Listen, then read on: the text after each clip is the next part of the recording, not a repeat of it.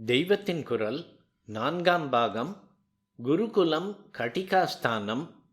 வைதிகமாகவே சகல வித்யைகளும். இன்னொரு முக்கியமான விஷயம் சொல்ல வேண்டும். வித்யை என்றால் வைதிகமான வித்யையாகவே இருந்த காலம் அது. அதனால் எந்த ஆர்ட் சயின்ஸுகளானாலும் அதுவும் கூட வேத அத்தியனத்தோடும் வேத வித்யைகளான 14ஓடும் சேர்த்துத்தான் வைதிகமான வாழ்முறைக்கு பயன்படுவதாகவே போதிக்கப்படும்.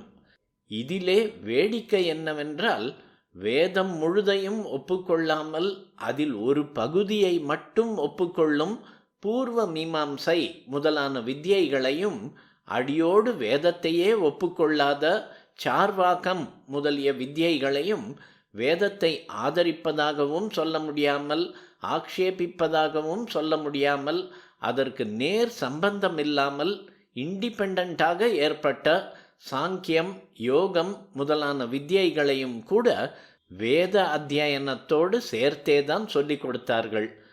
பிற்பாடு வேத பிராமணியத்தை ஆக்ஷேபித்து அவைதிகமான பௌத்த மதம் தோன்றி பௌத்தர்கள் யூனிவர்சிட்டிகள் நடத்திய போது கூட அவற்றிலே 14 வேத வித்யைகளையும் சொல்லிக் கொடுத்தார்கள்.